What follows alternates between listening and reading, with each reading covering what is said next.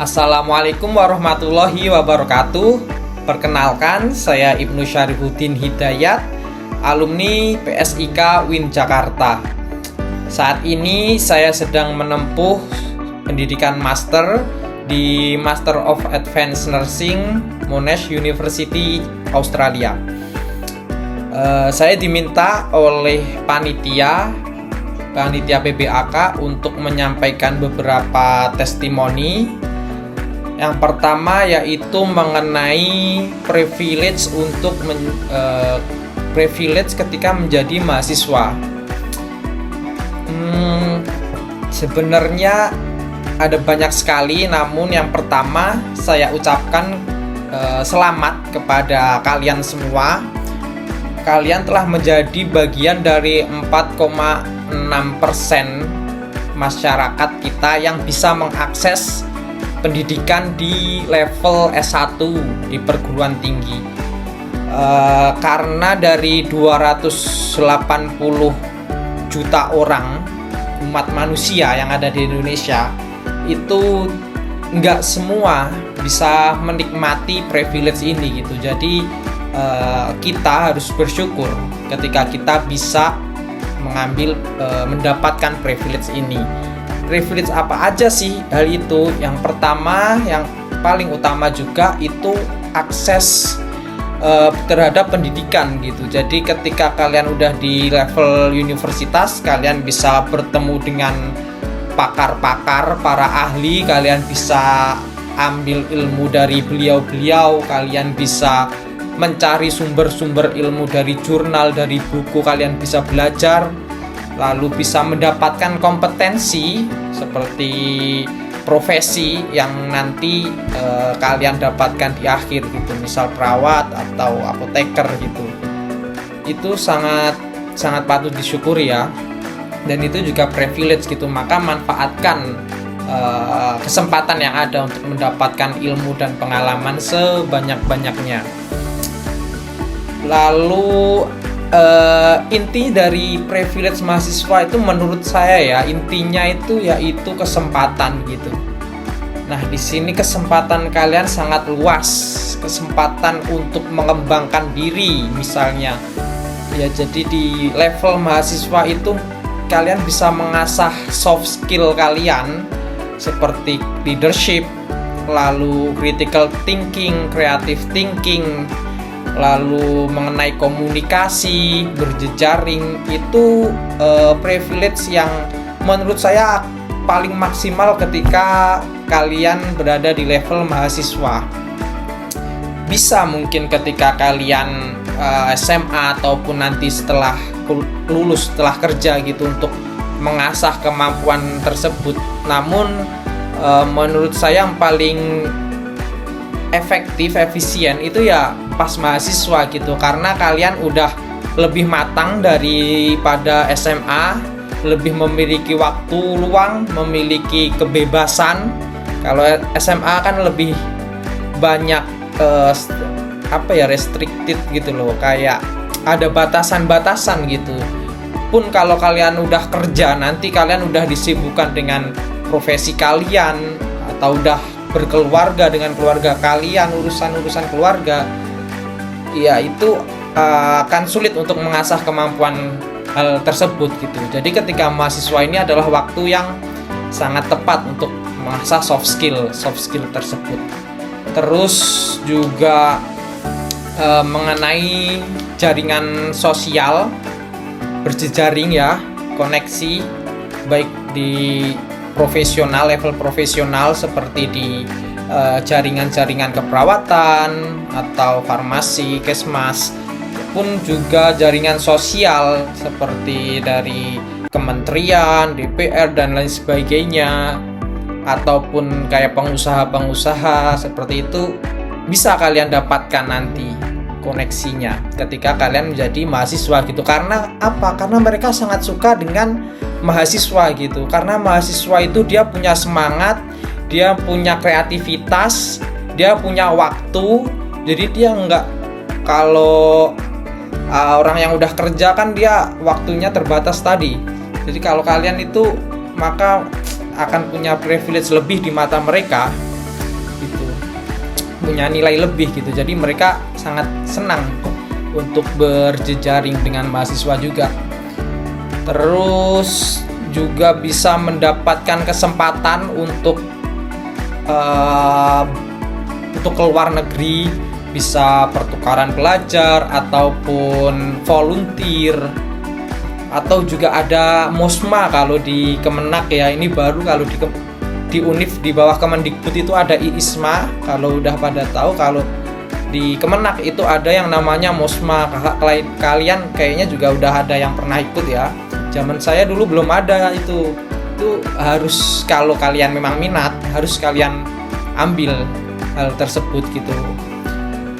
Lalu itu kunci utamanya bahasa Inggris ya. Jadi dari sekarang dipersiapkan kalau memang ada yang mau minat ke sana. Terus ada juga banyak ekstrakurikuler, banyak organisasi di sana. Kalian bisa ikutin semuanya sesuai dengan minat yang kalian inginkan.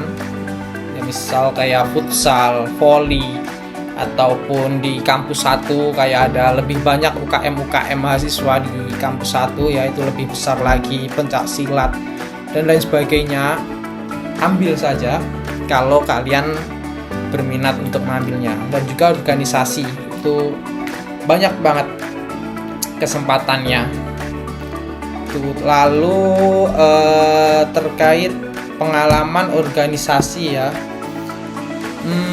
Pengalaman organisasi saya, jadi saya dulu sangat suka ya terhadap organisasi gitu, karena saya berasal dari daerah yang lumayan, nggak terlalu jauh sih, tapi ya lumayan jauh. Kalau kata orang Jabodetabek tuh, saya ini anak daerah gitu ya, jadi dari luar sana gitu, dari Jawa Timur ya, dari Blitar. Itu jadi saya nggak mau kayak ketika saya kuliah di Jakarta, saya cuma di Ciputat sih saya cuma kuliah aja gitu, saya harus mendapatkan pengalaman sebanyak-banyaknya gitu pikir saya. Dan di sisi lain saya juga memang suka kegiatan-kegiatan organisasi, volunteer dan sebagainya seperti itu, bakti sosial. Lalu saya mengikuti beberapa dari internal dan eksternal kampus. Yang pertama di internal saya ikut HMPSIK, lalu saya ikut DEMA FKIK waktu itu karena kita masih gabung dengan Fakultas Kedokteran ya, jadi DEMA FKIK. Lalu yang terakhir saya ikut SEMA, Senat Mahasiswa FIKES. Itu saya belajar di HMPSIK saya belajar banyak hal mengenai organisasi di level keperawatan ya. Di sini tadi kayak belajar membuat program, terus dan lain sebagainya ya, mengolah, terus menjalankan program evaluasi dan sebagainya. Terus di DEMA saya belajar di Kastrat ya, itu saya lumayan belajar banyak mengenai kajian-kajian, bikin aksi, kita demo mengenai banyak hal, UKT, terus kawasan tanpa rokok ya, isu-isu kesehatan dan juga edukasi di luar waktu itu. Terus ada di SEMA saya belajar advokasi, belajar manajerial organisasi gitu. Jadi kita kan bertugas mengawasi organisasi eksekutif ya, itu kalau SEMA. Seperti itulah. Terus di eksternal saya juga ikut beberapa seperti ILMIKI, itu Ikatan Mahasiswa dari Keperawatan se-Indonesia. Itu kalau di farmasi ada ISMA Farsi, terus di Kesmas ada SMKMI gitu ya. Itu terus saya juga ikut CSS Mora. Itu saya juga belajar banget. Itu organisasi beasiswa saya dulu. Saya sangat belajar banyak di sana mengenai organisasi. Lalu saya ikut PMII Nah, itu organisasi eksternal di lingkupnya udah nasional ya. Ada juga yang lain, itu HMI, IMM, GMNI, kami. Kalau mau ikut kalian silahkan cari tahu sendiri organisasi apa, isinya apa, gitu-gitu. Kalian tanya senior kalian. Terus ya kalian pilih sesuai preferensi kalian gitu. Itu ya intinya kalau menurut saya, kalau memang kalian suka ya pas harus kalian ikut. Namun kalau kalian memang bener-bener nggak tertarik untuk ikut organisasi, at least ikutlah satu aja menurut saya, entah HMPS atau Dema ataupun di luar gitu, atau ikut volunteer. Sekarang juga banyak kan organisasi di luar seperti volunteer, terus peminatan apalah gitu, karena itu bisa mengasah banyak hal ya, soft skill terutama leadership dan sebagainya. Itu sangat bagus untuk pengembangan diri, dan itu juga dilihat loh ketika kalian nanti melamar pekerjaan, melamar beasiswa gitu-gitu, penting gitu, itu dilihat gitu.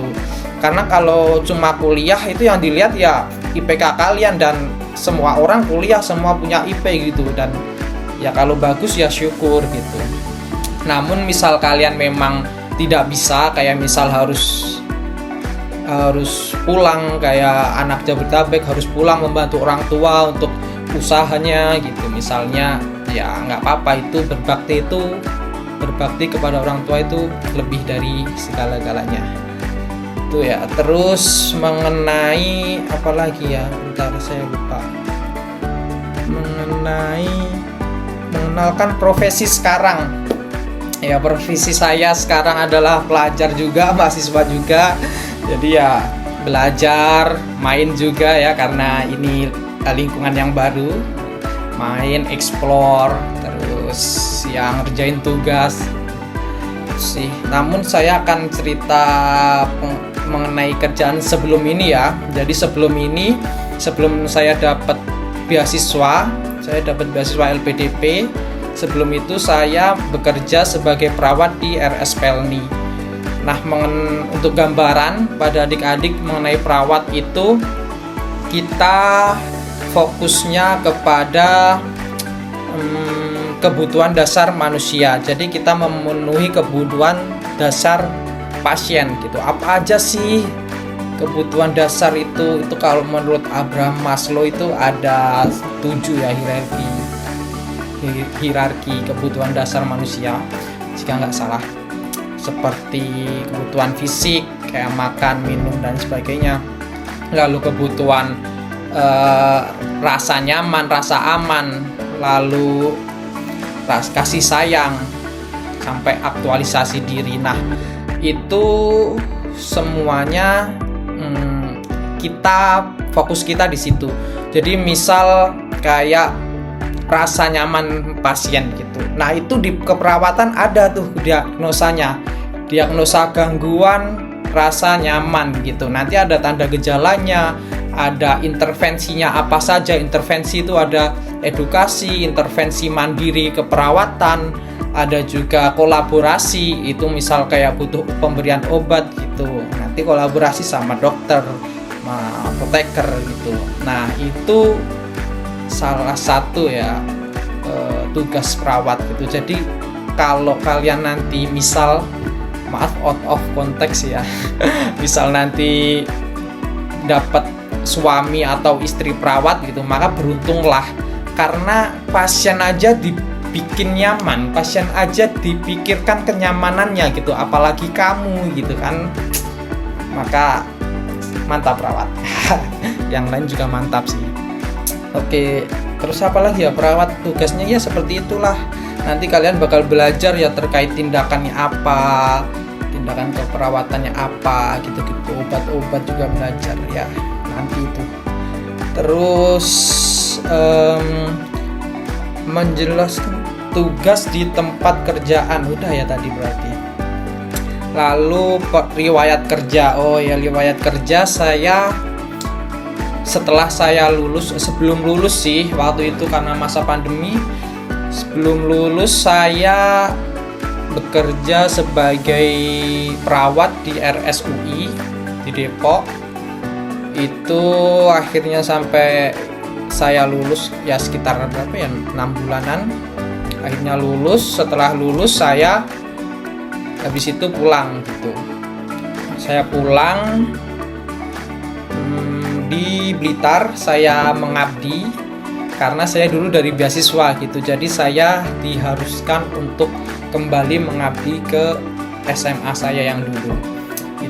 Itu program dari Kemenak juga. Nah, setelah saya ngabdi 1 tahun, setelah itu saya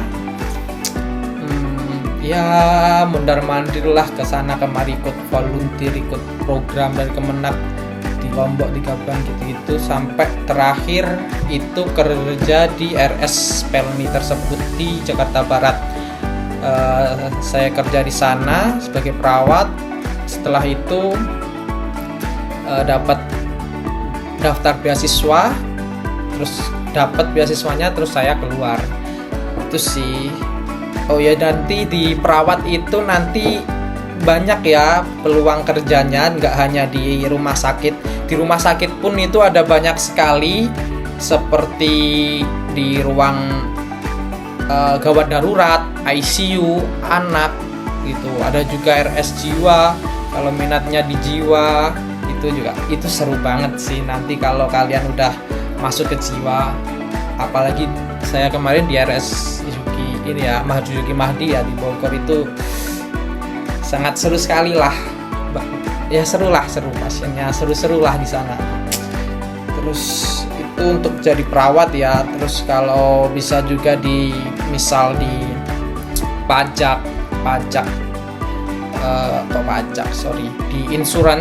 asuransi ya, di asuransi, ataupun perawat di HSE, itu perawat kayak perawat pertolongan pertama gitu loh, di misal ada di bangunan, di konstruksi, di tambang, perusahaan tambang, di perusahaan-perusahahan seperti itulah, yang intinya tugas kita itu kayak menjamin keselamatan pasien, keselamatan para pekerja, terus merawat mereka kalau ada yang sakit seperti itu. Terus ada banyaklah mengenai profesi perawat ini. Ada juga yang ke bank. Kalau ke bank yang kayak gitu-gitu, marketing gitu-gitu, sales gitu-gitu kan umum ya, semua bisa daftar. Tapi ada juga teman-teman saya yang seperti itu ya, ada yang di rumah dan sebagainya, perawatan luka, klinik kecantikan juga ada, yang bikin usaha juga ada, bikin klinik juga ada. Banyak sekali lah peluang untuk profesi perawat. Ya mungkin itu saja dari saya. Pokoknya kalian, pesan saya untuk mahasiswa baru, kalian harus aktif jika bisa ikut organisasi ataupun klub itu ikuti. Jika punya waktu, jika nggak ada halangan, jangan hanya mengandalkan kuliah di kampus saja, karena banyak sekali hal di luar kampus yang nggak kalian dapatkan ketika kalian berada di kelas. Namun ya tetap memperhatikan tugas utama kalian, yaitu belajar gitu ya. Saya dulu juga soalnya ikut juga banyak. Ketika saya maba itu saya udah, kalau ada klub semua itu saya ikutin, klub bola, basket, futsal basket, voli. Ya dulu nggak banyak sih, ada Denta tapi dulu belum Denta namanya. Terus itu CPR namanya itu, terus bubar. Ya saya ikuti, saya suka itu. Nanti kalian setelah misal udah coba setahun, kalau ternyata nggak sesuai dengan apa yang kalian harapkan, nggak sesuai dengan value kalian, ya nggak apa, kalian keluar gitu, cari yang sesuai dengan minat dan keinginan kalian, minat, bakat, dan tujuan goals kalian. Itu saja dari saya. Kurang lebihnya mohon maaf yang sebesar-besarnya. Kalau misal kalian ada yang ingin S2 atau cari nanti pengen S2 dengan beasiswa itu pengen tanya-tanya, boleh cari saja saya. Mantap.